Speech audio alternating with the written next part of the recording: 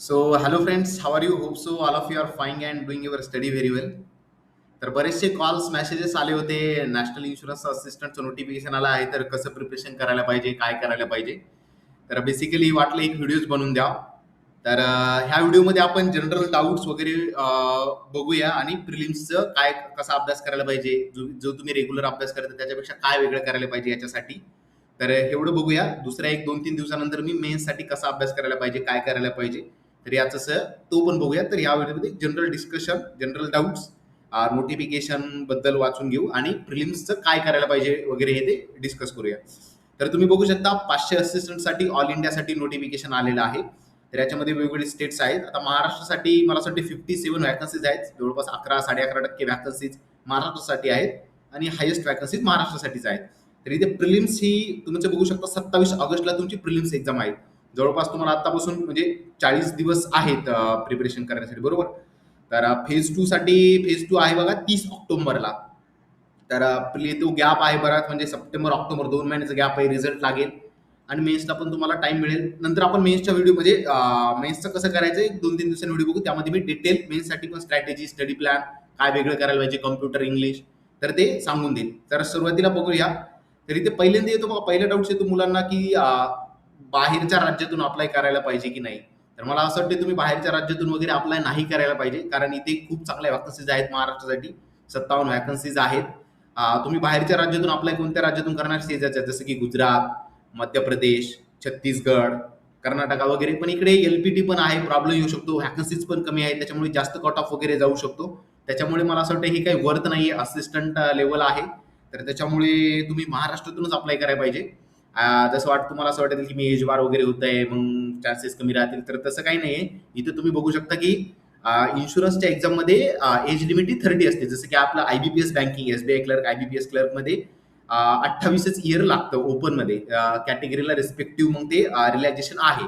तर इथे ओपनसाठी तुमचं 30 एज म्हणजे अप टू असेल तरी चालतं. तर तुमच्यासाठी हे एक प्लस पॉईंट आहे, हा चांगला पॉईंट आहे की इन्शुरन्सचे जे काही क्लरिकल कॅडरे आहे, असिस्टंट कॅडरे आहे, अप टू 30 पर्यंत एज चालतं. तर हा प्लस पॉईंट आहे. तर इथे मला असं वाटतं पहिला मुद्दा क्लिअर पाहिजे की तुम्ही महाराष्ट्रातूनच फॉर्म भरायला पाहिजे, चांगला अभ्यास करायला पाहिजे. तर बरोबर. तर दुसरा, बरेच जण विचारत होते सर वर्क कल्चर वगैरे, नॅशनल इन्शुरन्स वगैरे, प्रायव्हेट वगैरे, असं तसं कसं काय वगैरे राहील.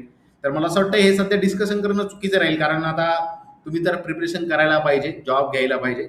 इन्शुरन्सचे जॉब हे खरंच खूप चांगले आहेत. फ्युचरमध्ये काय होईल कोणालाच माहिती नाही. त्याच्यामुळं नॅशनल इन्शुरन्स सध्या प्रॉफिटमध्ये नाही, पण इट्स ओके. एक चांगलं वर्क कल्चर आहे. आता वेज रिव्हिजन पण झालेलं आहे इन्शुरन्समध्ये, तर तुमची सॅलरी पण चांगली राहील. तुम्ही जर कॅटेगरीमध्ये असाल तर ॲज अ असिस्टंट वरून तुम्ही 1-2 वर्षामध्ये तर एओ पण बनून जाल. जर कॅटेगरी नसेल तर 2 ते 3 वर्षामध्ये एओ पण बनून जाल. तर एओ जर बनलं तर खूप well well settle job. Work life balance कशाला म्हणतो, तसा तुम्हाला जॉब होऊनच जाईल. सॅटर्डे संडे सुट्टी पण असते.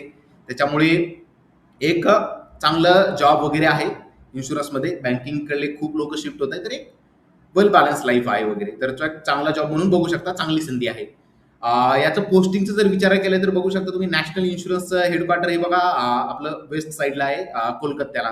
तर पण आता हे असिस्टंट आहे, तर तुमची पोस्टिंग ही महाराष्ट्रात जर राहणार आहे. मोस्टली मला असं वाटतं आता 57 व्हॅकन्सीज आहेत, तर ज्याच्यातले जवळपास 35-40 जण हे मुंबईलाच येणार, कारण मुंबईतला मोस्ट ऑफ बिझनेस वगैरे असतो. त्याच्यानंतर मग बाकी हेच आपले बिग सिटीज, जसं की पुणे झालं, नागपूर, कोल्हापूर, पुणे, हे जे काही मोठमोठे संभाजीनगर, नांदेड वगैरे, हे मेजर मेजर सिटीमध्ये तुम्हाला, नाशिक वगैरे अशा सिटीमध्ये पोस्टिंग मिळू शकते.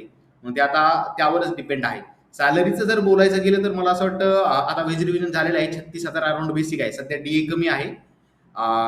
तर आता हे सॅलरी डिपेंड करते तुम्ही पॅरेंट्स मेडिक्लेम घेताय की नाही वगैरे याच्यावर.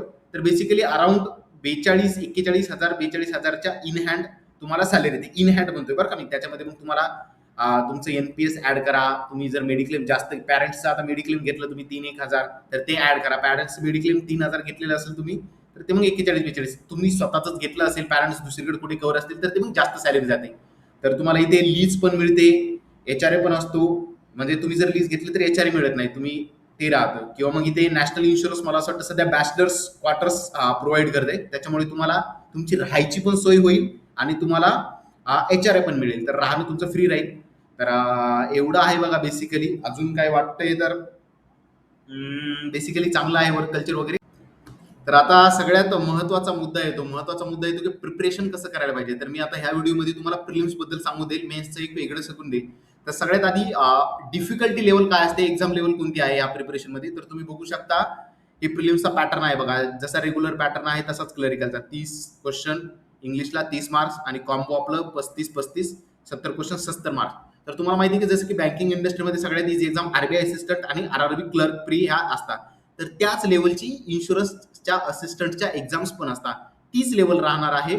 त्याच्यामुळे इथे तुमचं दोन गोष्टी तुम्हाला खूप इम्पॉर्टंट आहे. तुमची स्पीड सगळ्यात महत्वाची आहे. स्पीड ज्याची स्पीड आहे त्याचे अटेम्प्ट पण चांगले होणार आणि मार्क पण चांगले येणार आणि अॅक्युरसी पण महत्वाची आहे. कारण मला असं वाटतं एकच दिवस परीक्षा आहे, तर 3 ते 4 शिफ्टमध्ये एक्झाम होऊन जाईल. तर त्याच्यामुळे इथे तुमची स्पीड खूप मॅटर करणार आहे. जितके जास्त तुमची स्पीड तितके जास्त तुमचे अटेम्प्ट वगैरे होणार आणि प्रिलिम्स क्वालिफाय होणार आणि मेन्सला जाणार. इथे बघू शकता तुम्ही व्हॅकन्सीच्या 15 टाइम्स हे तुम्हाला मेन्समध्ये घेतल्या जाणार आहे. तर ते आता पेपरच्या डिफिकल्टी लेवलवर 15 टाइम्स जे काही नॉर्मलायझेशन वगैरे ह्या गोष्टीवर तुमचा प्रिलिम्सचा कट ऑफ डिसाईड होणार आहे. त्याच्यामुळे मला असं वाटतं कट ऑफ किती राहील वगैरे ह्या गोष्टी नाही डिस्कस करायला पाहिजे. तुमचं प्रिपरेशन जास्तीत जास्त अटेम्प्ट, जास्तीत जास्त स्कोर आला पाहिजे, जास्तीत जास्त अॅक्युरेसी ठेवली पाहिजे, ह्या गोष्टीवर फोकस करायला पाहिजे. तर हे बघू शकता तुम्ही इथे बघू शकता तुम्ही मेन्समध्ये इथे क्वांटला इथे न्यूमरिकल अबिलिटी लिहिलेलं आहे आणि इथे क्वांटिटी ऑप्टिट्यूड लिहिलेलं आहे. बेसिकली तुम्हाला हे प्रिपरेशन करताना बँकिंग इंडस्ट्रीमध्ये न्यूमरिकल अबिलिटी आणि क्वांटिट्यूड ऍप्टिट्यूड ह्या दोन गोष्टीचा डिफरन्स लक्षात आला पाहिजे जेव्हा पर्टिक्युलरली क्वांट हा सब्जेक्ट येतो. तर तुम्ही बघू शकता आरबीआय असिस्टंट झालं, आयबीपीएस क्लर्क झालं किंवा मग आरआरबी क्लर्क झाले. या प्रिलिम्स एक्झाम मध्ये इथे आरआरबी प्रिलिम्स एक्झाम मध्ये न्यूमरिकल अबिलिटी लिहून लिहिलेलं असतं आणि मेन्समध्ये क्वांटिटी ऍप्टिट्यूड लिहिलं असतं, पण इथे थोडं उलट दिलंय. तर काय असतं बघा, न्यूमरिकल अबिलिटीमध्ये इथे तुमचं स्पीड मॅथ्स हे जास्त येत असतं, जसं की simplification, number series, quadratic equation, कॅल्क्युलेशनच्या गोष्टी जास्त असतात ना की असं अंडरस्टँडिंगच्या डिकोडचा डीआय डिकोड वगैरे दिलेलं डायरेक्ट असते. फक्त तुम्ही बेरीज बाकी कॅल्क्युलेशन करून सॉल्व्ह करायचं असतं. तर हा डिफरन्स असतो बेसिकली क्वांटिटी ऑप्टिट्यूड आणि न्यूमरिकल अबिलिटीमध्ये. तर इथे तुम्हाला क्वांटिटी ऑप्टिट्यूड दिसत असेल, पण तुम्हाला असं वाटत असेल की सर इथे काय स्पीड मॅथ्स येणार नाही का? नाही, सॉरी, इथे स्पीड मॅथ्स पण येणार. बरेचसे जवळपास 20 तर क्वेश्चन तेच दिसणार तुम्हाला, 17-18 क्वेश्चन सिम्प्लिफिकेशन, नंबर सिरीज, आपलं comparison of variable, quadratic equation तेच राहणार. खूप इझी लेवल राहते. त्याच्यामुळे तेच राहतं. आपल्या रिझनिंग मध्ये पण पझल्स वगैरेच येतात, बाकी नवीन काहीच येत नाही. जसं आपला क्लरिकल पॅटर्न असतो तोच पॅटर्न फॉलो होणार आहे. तर प्रिपरेशन कसं करायला पाहिजे, आता बेसिकली 40 दिवस आहेत बघा तुमच्याकडे. तर सुरुवातीला मला असं वाटतं स्पीडसाठी तुम्ही तुमचे क्वांटसाठी स्पेसिफिकली कॅल्क्युलेशन ही खूप स्ट्रॉंग करा. तुमचे पाडे, क्यूब्स, स्क्वेअर रूट वगैरे, फ्रॅक्शन्स वगैरे, जितकी जास्त तुमचं कॅल्क्युलेशन स्पीड तितकी जास्त तुमची स्पीड राहणार आहे. इथे असं नसणार आहे की तुम्हाला काही जमणार नाही. 35ला 35 क्वेश्चन्स तुम्हाला जमणार आहेत, पण जो कोण त्या 20 मिनिटांमध्ये सॉल्व्ह करेल तो इथे जिंकला. तर ते खूप महत्वाचं आहे की तुमची स्पीड. त्याच्यामुळे असं काही गोष्ट नाही की ती जमणार नाही, सगळ्याला जमणार आहे, पण त्या 20 मिनिटांमध्ये ज्याला जमेल त्याचे जास्तीत जास्त अटेम्प्ट होतील. रिझनिंग मध्ये पण आपलं बेसिक येतं, पझल पण 1 ते 2 पॉसिबिलिटी बसून जातात, त्याच्यामुळे काय असं घाबरायची गरज नाही. इंग्लिशमध्ये पण थोडं तुम्ही स्टोरी टाईप वगैरे असं हार्ड लेवल येणार नाही, जास्त कॉम्प्रिहेन्शनची गरज नसणार आहे, बेसिक लेवलच येऊन जाईल. तुमचा रेग्युलरचा अभ्यास सुरू ठेवा. इंग्लिशसाठी तुमची रिडिंग, जे काही तुम्ही क्विजेस देताय, सेक्शनल मॉक देताय, तर देत चला. सुरुवातीला तुम्ही डेली एक मॉक दिली तरी चालेल. शेवटच्या 15 दिवसामध्ये डेली 2 मॉक दिल्या तरी चालतील. त्याचं अनालिसिस प्रॉपर झालं पाहिजे. शेवटच्या 15 दिवसामध्ये डेली 2 मॉक द्यायचे, याच्या व्यवस्थित अनालिसिस करा. याच्यासाठी तुम्ही ह्या नॅशनल इन्शुरन्सच्या ज्या काही ओली बोर्डच्या मॉक दिल्याच पाहिजे, तसंच गाईडलीच्या दिल्या पाहिजे. पुन्हा जर वाटलंच तर तुम्ही याच्या पॅरलल आरबीआय असिस्टंट किंवा मग आयबीपीएस क्लर्क प्री हा पण मॉक देऊ शकता. सिमिलरच हे राहणार आहे पॅटर्न किंवा मग डिफिकल्टी लेवल, मे बी त्याच्यापेक्षा 1 स्टेप इझीच. तर तुम्ही असं हे राहू शकता. वेगळं काय, तर वेगळं काहीच करायचं नाही. प्रिलिम्स एक्झाम आहे, त्याच्यामुळे तुमची इथे स्पीड मॅटर करणार आहे. स्टार्ट टू एंड जायला पाहिजे, नाही जायला पाहिजे, मला तर असं वाटतं नाही जायला पाहिजे, कारण रिस्क नको. जे कारण तुम्ही सुरुवातीला इझीच राहणार आहे, तर त्याच्यामुळे अटेम्प्ट करा. पझल पण एवढी काय हार्ड नसतात, नंतर सगळं जमणार आहे. पॅनिक नाही व्हायचे, व्यवस्थित सॉल्व्ह करायचे. इंग्लिशमध्ये पण तुम्हाला आरसी वगैरे हा मे बी स्टोरी टाईपच येऊ शकतो. पॅराजंबल पण एकतर सेंटेन्सेस येतील त्याला रिअरेंज करा किंवा बिग येईल, ते पण इझी लेवलच राहणार आहे. असं काही विशेष करायची गरज नाही की हार्ड लेवल वगैरे. रिजनिंग अबिलिटीमध्ये पझल्स पण मॅक्झिमम 2 ते 3 पॉसिबिलिटी बसूनच जाणार. क्वांटिटी ऑप्टिट्यूड मध्ये पण डीआय मध्ये असं काही डायरेक्ट दिलेलं जाणार, व्हॅल्यू लिहून घेऊन कॅल्क्युलेशन करायचं, किती पर्सेंट जास्त, किती पर्सेंट मोर, टोटल बॉईज किती, टोटल गर्ल्स. त्याच्यामुळे काही नवीन करायची काहीच गरज नाही. तुम्हाला फक्त इथे तुमची स्पीड वाढवा, डेली एक मॉक देत चला, स्कोअर वाढवा. शेवटच्या दिवसामध्ये डेली 2 मॉक्स द्या. तर बेसिकली हेच आहे बघा, प्रिलिमसाठी काय नाही, तुमची स्पीड आणि एक्झामच्या दिवशी व्यवस्थित माइंडसेट वगैरे हे ते ठेवायचं आहे, प्रॉपर सॉल्व्ह करायचं आहे. याच्या व्यतिरिक्त काही नवीन करायची गरज नाही. तुम्ही तुमचा रेग्युलर अभ्यास ठेवा. याच्यासाठी मॉक्स वगैरे देत चला, सेक्शनल मॉक देत चला, क्विजेस देत चला, स्पीड वाढवा बेसिकली. शेवटच्या दिवसामध्ये जसं मी सांगितलं 2-2 मॉक्स देत चला, 3 दिल्या तरी चालतील, पण शेवटच्या 5 दिवसामध्ये 3 नका देऊ, 2 तरी सफिशियंट आहे. शेवटी बेसिकली मेन्ससाठी इथे तुम्हाला थोडं वेगळं करावंच लागेल. काय तर ते आपण नेक्स्ट व्हिडिओमध्ये पाहणार आहोत. डिटेल मी सब्जेक्ट वाईज सांगेल कसं करायला पाहिजे, इंग्लिशसाठी, रिझनिंगसाठी. जनरल इथे 2 विषय खूप महत्त्वाचे आहेत बघा मेन्ससाठी, जीए आणि कम्प्युटर. इथे जनरल अवेअरनेस आहे आणि कम्प्युटर नॉलेज आहे. तर हे 2 मला पण इथे म्हणजे खूप चांगले मार्क आले होते. कसं करायला पाहिजे हे मी तुम्हाला पुढच्या व्हिडिओमध्ये सांगेल मेन्सबद्दल. मेन्सचा कारण खूप व्हिडिओ मोठा होईल. तर प्रिलिम्ससाठी मी जे सांगितलं तेच करा. इथे स्पीड खूप महत्त्वाची, तुमची कॅल्क्युलेशन स्पीड तुम्ही व्यवस्थित सॉल्व्ह करणं हे खूप महत्त्वाचं आहे.